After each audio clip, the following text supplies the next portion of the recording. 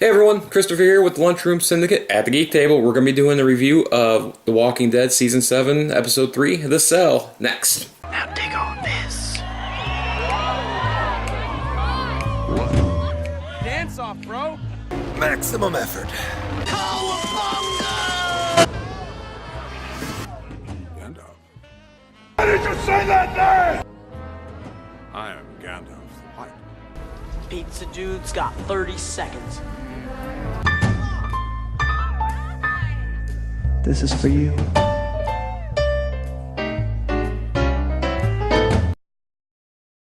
The main purpose of the episode is pretty clear from the start. It's very Dwight-centric, which I like. And Daryl's a big part of this episode as well. But the main purpose of this episode is to show is the character build Dwight and to show why he does the things that he does. To show life with Negan versus life without. So, for example, we saw Dwight eating a big, nice sandwich. Daryl not. It really hits home that point throughout the entire episode. And, later on, we get Negan. It's like, you can have it all.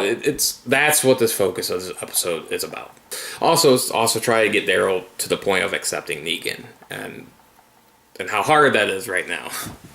And why they're doing... And that's why they're torturing. That's why they're not doing the waterboarding or car battery to your nipples torture test. I mean, I don't know what kind of torture test Negan would use, but that seems kind of Negan. Dwight and Gordon, that part of the episode is, I think, pretty important. It really begins showing Dwight's apprehension to once more and realizing that, start second guessing himself going back to the Saviors on his own and if he made the right decision.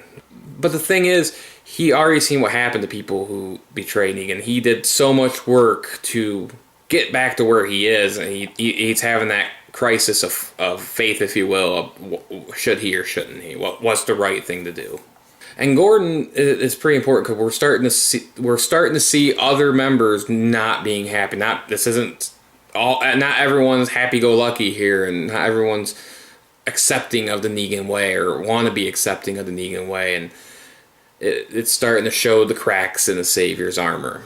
During this time period of Dwight being gone, we see Fat Joey. So this is important. Earlier in the episode, Daryl got to see how incompetent Fat Joey is. So later on, he becomes the guard and keeps the door unlocked. That really should have been a red flag to Daryl. It's... Dwight's not going to do that.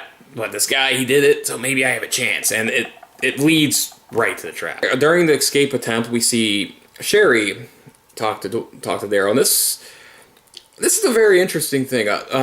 Jay and I were talking about this, and Jay thought she was a plant. She was a last chance plant. He goes back, everything's kosher. He doesn't, he's screwed.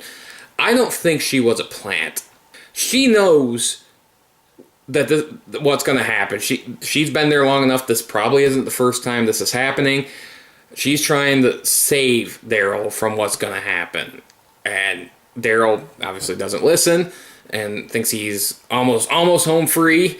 And, well, she was right. So I really don't think she was a plant here because, we see her later on talk to him again when he's in the cell and talking about how she's sorry she is and you were right. If she was a plant, I don't think that would have happened. Lastly, Daryl at the end of the episode says, "I know why he did it to Dwight, and I can't." Part of me is saying that this is, he can't do it for the Alexandrians. He can't turn his back on them, and that would be turning his back. Like, he just can't do it. And Daryl's very loyal, and that's a very good point. But there's a second part of this that was pointed out to me by Jay, and it makes a lot of sense. There's a flip side. Daryl doesn't have anyone to sell out for, to protect, like Dwight does and his wife. So he has no reason to go to accept Negan, and he wants. And they work. Both points work together, and he can't abandon the Alexandrians like that because it's not going to help them in any way.